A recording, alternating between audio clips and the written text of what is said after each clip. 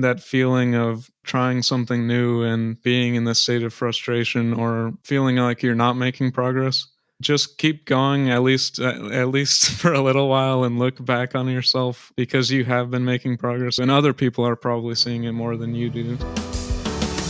You're listening to the Building a Coaching Culture podcast. If you need to compete and win in the 21st century labor market as an employer of choice, this podcast is for you.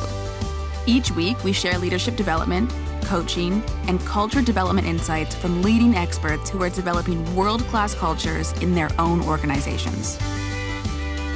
And now, here's your host, J.R. Flatter.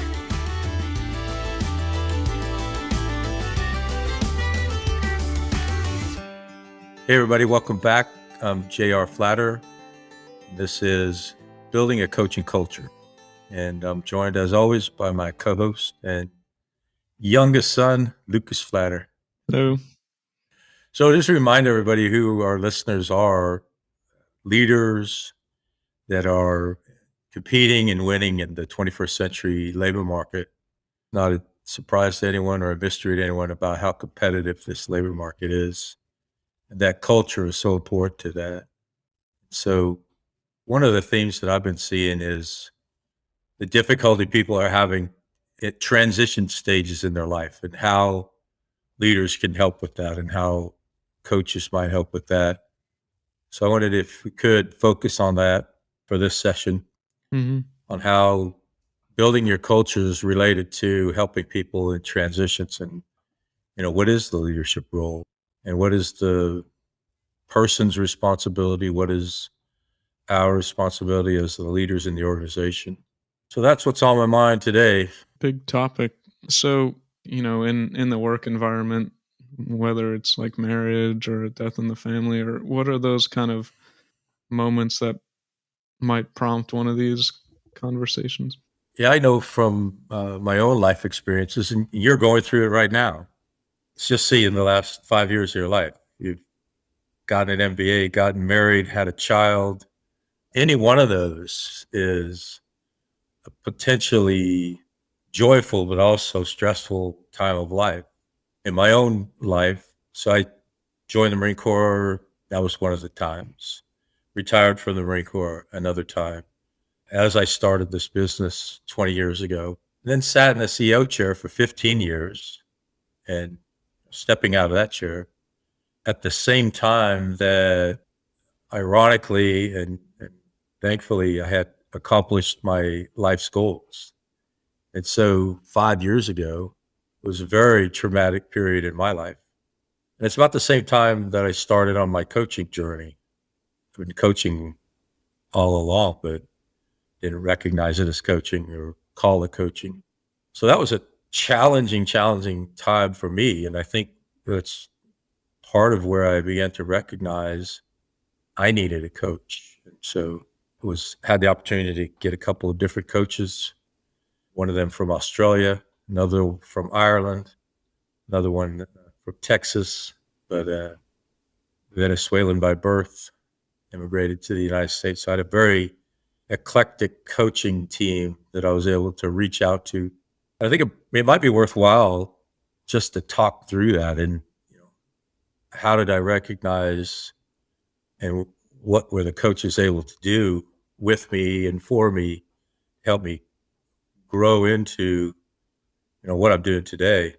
So if you think about being on this 30-year journey, that you have this laser focus on what you're trying to accomplish, and then suddenly it's there, and simultaneously you're stepping out of a job you've been in for 15 years and leadership of a company that you created.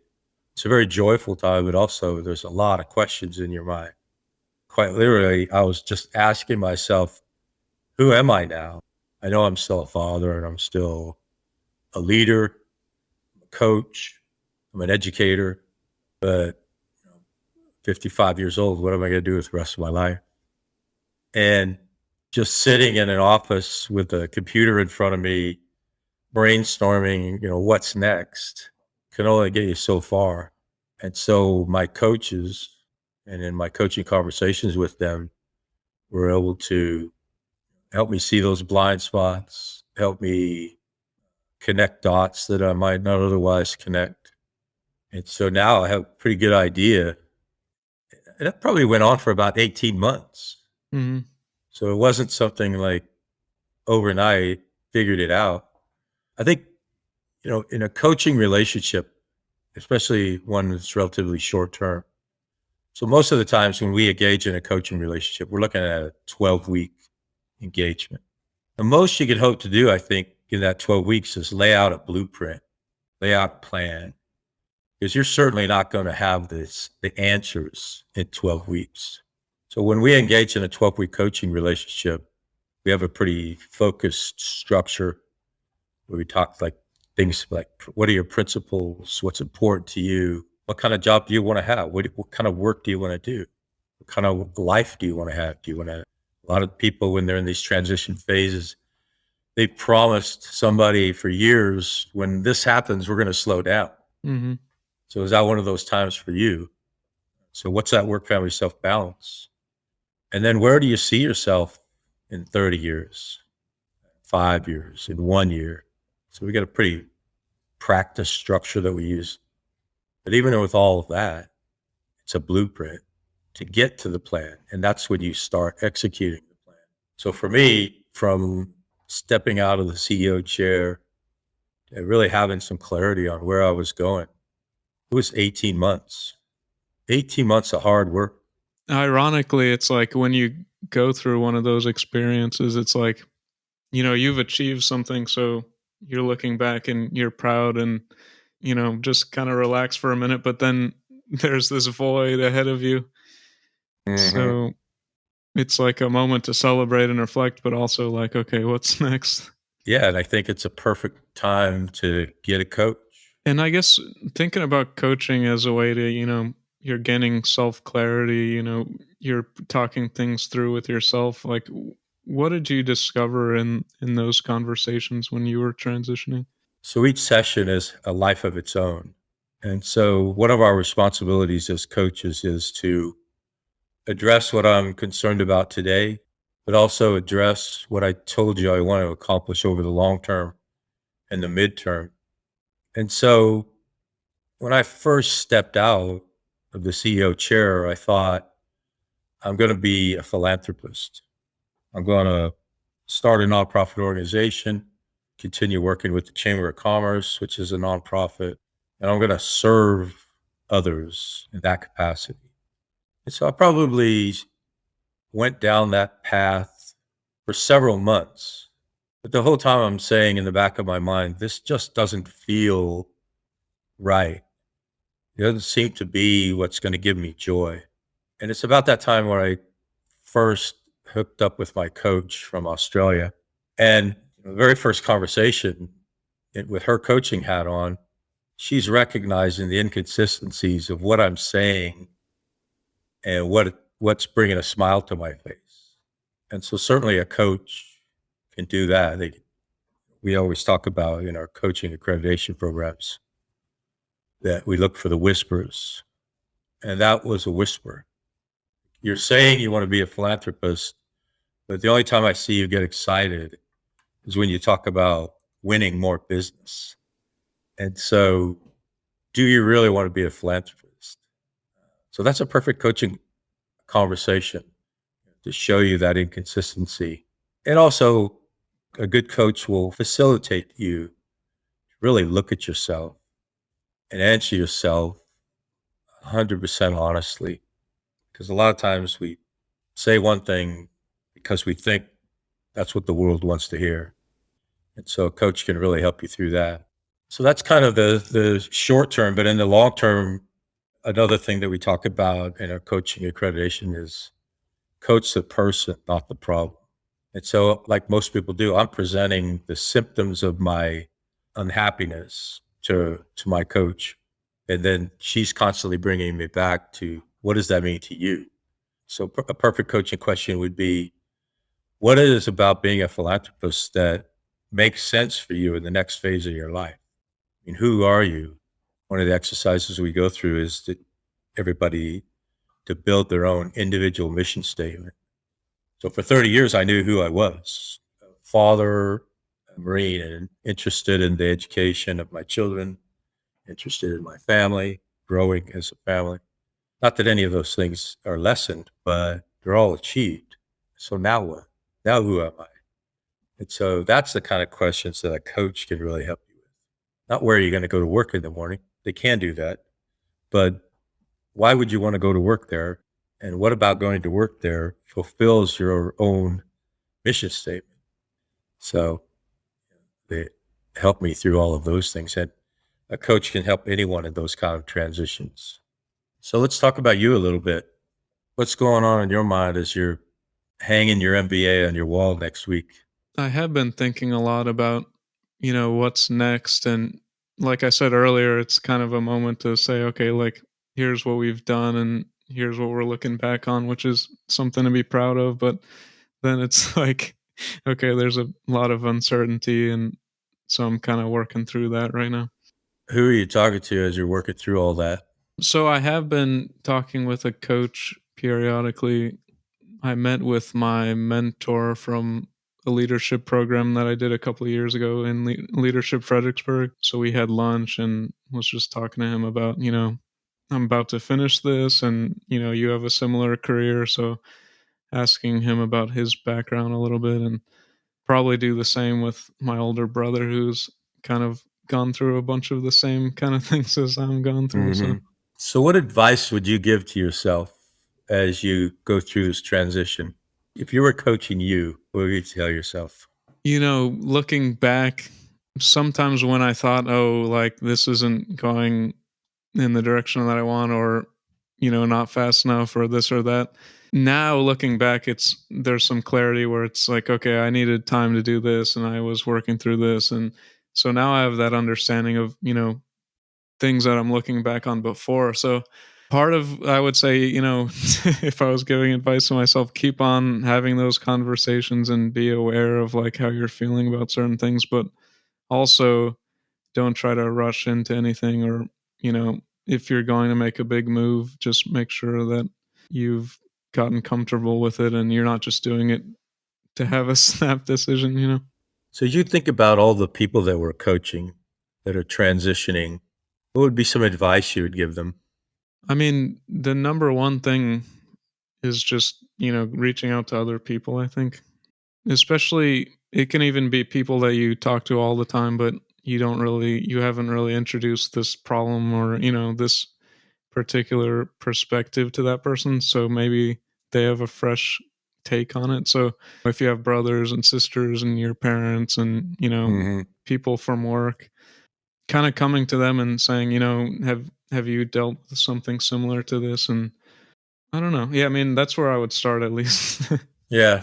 I think probably one of the more important exercises, and a coach can help you with this, is what are the actual opportunities available to you? We call it widening the realm of possibilities. 'Cause I think a lot of us get stovepiped in our thinking that, okay, I'm transitioning and here's where all my friends went, so this is where I'll go. I was coaching someone who was retiring from law enforcement background, and him and 10,000 of his closest friends retire from that same field every year. So it's a crowded labor market to go do things that law enforcement people do when they retire. That drives down the labor rates, that drives down, I think, joy. You're going to continue doing the same thing you just retired from. So, what else might be available to you other than what all of your friends did? So, yeah, take some time to explore what are the realms of my possibilities.